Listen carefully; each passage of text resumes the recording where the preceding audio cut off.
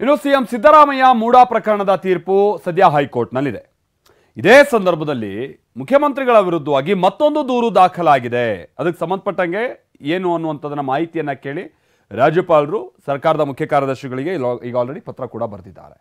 ಇನ್ನೂ ಅಚ್ಚರಿ ಏನು ಅಂದ್ರೆ BS ಯಡಿಯೂರಪ್ಪ ಹಾಗೆ ಕುಮಾರಸ್ವಾಮಿ ಅವರ ಹಳೆಯ ಪ್ರಕರಣವೊಂದು ಈಗ ಮುನ್ನೆಲೆಗೆ ಬರ್ತಾ ಇದೆ. ಬನ್ನಿ ಇದಕ್ಕೆ ಸಂಬಂಧಪಟ್ಟಂಗೆ ರಿಪೋರ್ಟ್ ನೋಡ್ಕೊಂಬೋಣ.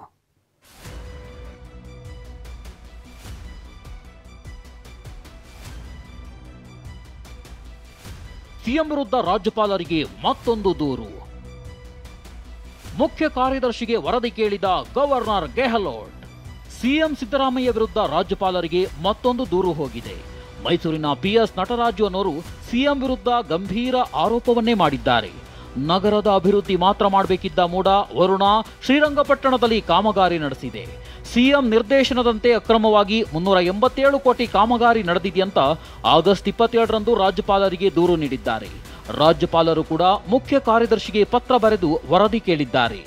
ಆ ವಿಷಯದಲ್ಲಿ ಮುಖ್ಯಮಂತ್ರಿಗಳ ಮೌಖಿಕ ಸೂಚನೆ ಅದು ದಾಖಲು ಮಾಡಿದ್ದಾರೆ. ಮೌಖಿಕ ಸೂಚನೆ ಮೇರೆಗೆ ವರ್ಣ ಕ್ಷೇತ್ರದಲ್ಲಿ ಮತ್ತು ಶ್ರೀರಂಗಪಟ್ಟಣ, ಮಂಡ್ಯ ಜಿಲ್ಲೆಯ ಶ್ರೀರಂಗಪಟ್ಟಣ ಕ್ಷೇತ್ರದಲ್ಲಿ ಕಾಮಗಾರಿಗಳನ್ನ ಮಾಡಲಿಕ್ಕೆ ಅನುವು ಮಾಡಿಕೊಡ್ಬೇಕು ಅಂತ ನಿರ್ಣಯ ತಗೊಂಡಿದ್ದಾರೆ. ಇದು ಕಾಯ್ದೆ ಬಾಹಿರ.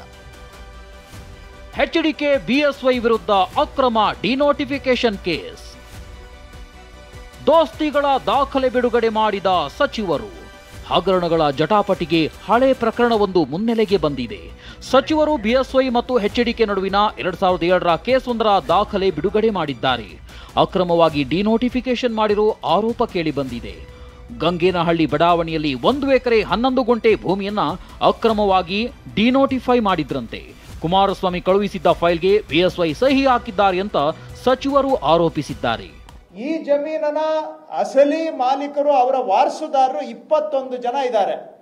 ಆ 21 ಜನದ ಜೊತೆಗೆ ಕುಮಾರಸ್ವಾಮಿ ಅವರ ಅತ್ತೆಯವರು GPA ಮಾಡ್ಕೊಳ್ತಾರೆ. ಯಾವ ಜಮೀನಿಗೆ ಯಾವುದು ಭೂಸ್ವಾಧೀನ ಆಗಿದೆ ಆ ಜಮೀನಿಗೆ ಕುಮಾರಸ್ವಾಮಿ ಅವರ ಅತ್ತೆಯವರು GPA ಮಾಡ್ಕೋತಾರೆ.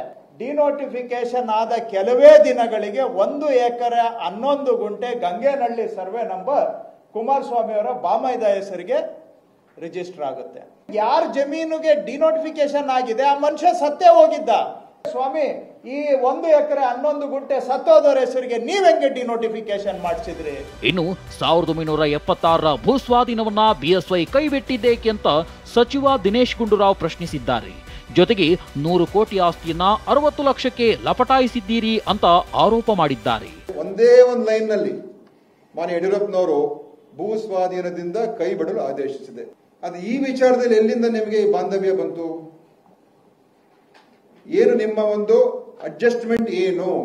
60 ಲಕ್ಷಕ್ಕೆ ನೀವು ತಗೊಂಡಿದ್ದೀರಾ ಮಾನ್ಯ ಕುಮಾರಸ್ವಾಮಿ ಅವರೇ.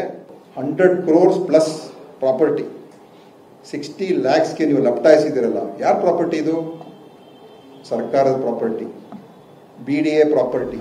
ಈ ಬಗ್ಗೆ ಪ್ರತಿಕ್ರಿಯಿಸಿರೋ ಕೇಂದ್ರ ಸಚಿವ HD ಕುಮಾರಸ್ವಾಮಿ ಸಚಿವರಿಗೆ ತಿರುಗೇಟು ಕೊಟ್ಟಿದ್ದಾರೆ. ಅದು ಯಾವ ಅಳಸಲ್ ಕತೆ, ಅದ್ರೊಳಗೆ ಸಬ್ಜೆಕ್ಟೇ ಏನಿಲ್ಲ, ನನಗೆ ಸಂಬಂಧ ಇಲ್ಲದೆ ಇರೋದು. ಚರ್ಚೆ ಮಾಡೋಣ. ಯಾರು ಸಹಿ ಮಾಡೋರೆ? ಓಲಿ ಆ ಕೃಷ್ಣ ಬೈರೇಗೌಡರು ಪಾಪ ಫಾರಿನಲ್ಲಿ ಓದ್ಕೊಂಬಂದಿರೋರು. ನಾವಾದರೂ ಹಳ್ಳಿಲಿ ಓದಿರೋರು, ಹಳ್ಳಿ ಸರ್ಕಾರಿ ಶಾಲೆಯಲ್ಲಿ ಓದ್ಕೊಂಬಂದಿರೋರು ನಾವು. ನಾಳೆ ಬೆಳಗ್ಗೆ ಡೀಟೇಲ್ ಮಾತಾಡೋಣ. ಇದು ಡೈವರ್ಷನ್ ಆಗೋದು ಬೇಡ. ಅದೇನೇ ಇರಲಿ, ದಿನಕ್ಕೊಬ್ಬರ ಡಿನೋಟಿಫಿಕೇಶನ್ ಹಗರಣಗಳು ಹೊರಬರ್ತಿವೆ. ಮೂಢಾಸ್ತ್ರ ಬಿಟ್ಟ ದೋಸ್ತಿ ನಾಯಕರಿಗೆ ಹಳೆ ಪ್ರಕರಣ ಕೆದಕ್ತಿರೋ ಕೈ ನಾಯಕರು ಚಕ್ರವ್ಯೂಹ ರಚಿಸುತ್ತಿದ್ದಾರೆ. Bureau report TV9.